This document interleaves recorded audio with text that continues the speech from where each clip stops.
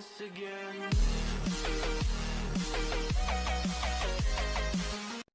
Okay, so next car here we have to go to, we just got a call for, is a Mercedes CLS, and it's not starting. It says engine start not possible, Adblue fault. So we're going to go there, see if we can get the vehicle running and see if we can get to the bottom of the fault. Here we have this car, we're just here now. So we're inside the car, we just turn it on, and this is what we're getting. No start. Turn the key, nothing happens.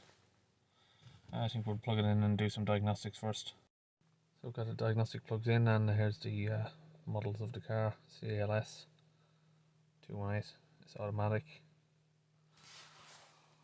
And we shall go to the next step for our diagnosis. And I would like to add, while the diagnostic scan is running there, customer has filled his Adblue. The Adblue is full, so he's not too sure why this fault is coming up. So we'll see what happens on the diagnostic results. We have the scan on there, and we're getting various faults come up, but we haven't gone in to read them yet, so we're just waiting for this to finish. We can see there is faults there. So first we're going to go into the motor electronics here for the engine. Have a read of that. Slowly. 5 minutes later, we're still waiting. Some of these cars are really slow to get in access. Okay, we're in, and here we've got a list of faults. There's a lot to look at there. They all are related to the Adblue, of course. Control module faulty. Exhaust after treatment has been tampered with. Starter motor is disabled. There's a fault in the Adblue system. Low fill level of the Adblue. Adblue level is low. So I think there is a known fault with these, with the NOx sensor, NOx sensor, that can trigger off a lot of this stuff. But maybe we're going to clear these and see what happens.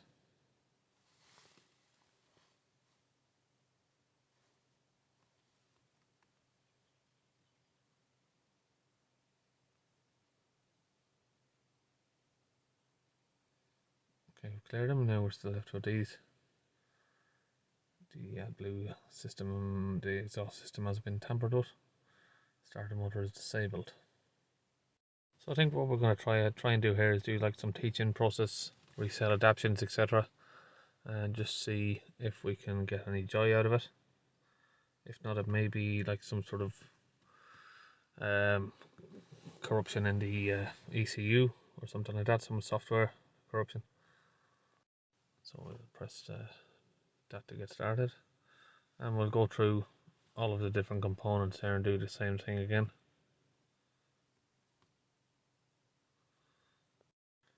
I think what we'll do here is, for the video purposes, is after we've done a teaching process for each component, this one is for the Adblue meter and valve, we will see if the engine starts after each one, so we'll know which one has made a difference if one does. Okay, so we've done this one, and there's another one here for the fault in the Adblue system, reset. So we'll do this one as well now.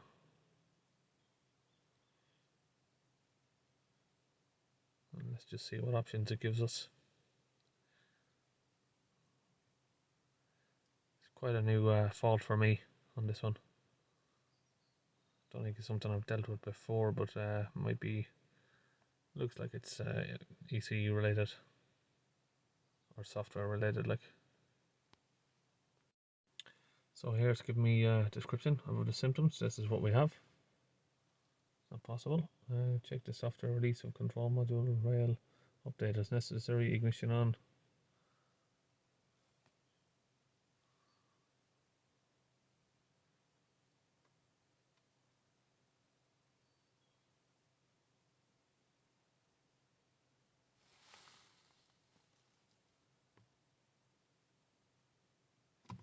Procedure is in progress. Just still saying that at the minute. Trouble code is cleared. Turn off the ignition.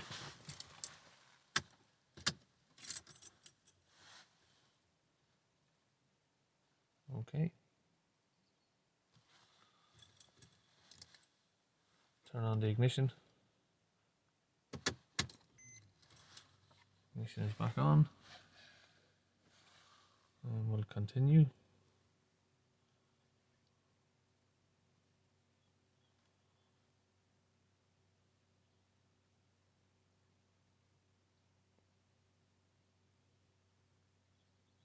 Procedure has succeeded. So we'll press continue again. And that's complete, so we'll escape back to the menu. And let's have a look. We've still got the message, engine start not possible. Reset the learned values for the Adblue meter and teaching process for the upstream.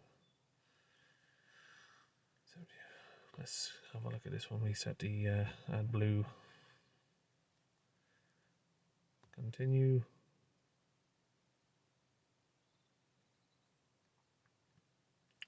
Reset the learned values for the Adblue.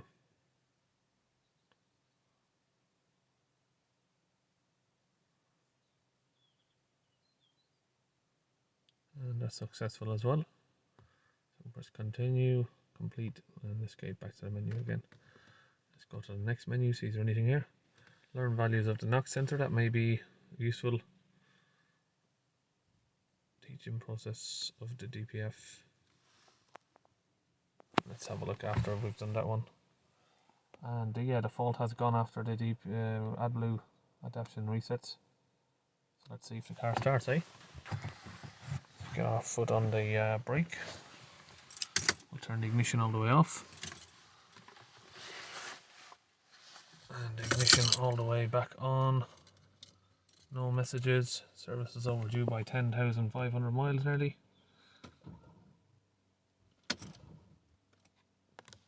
Okay, seems like we've got a flat battery. Now that's some good point to make there. I was going to mention that earlier in the video.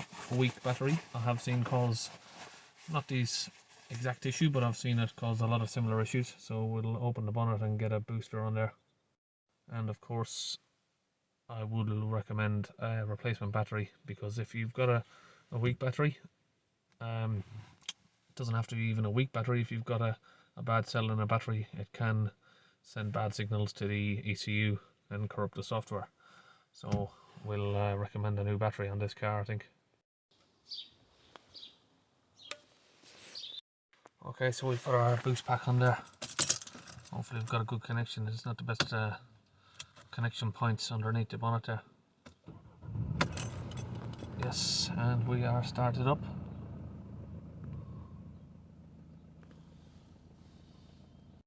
So now the car started, so that's great news. We've got a whole bunch of other faults here, so we're just going to do a quick erase and see if we can get rid of all of these as well. Now we've got some good voltage in the battery. Our boost pack is still attached out there.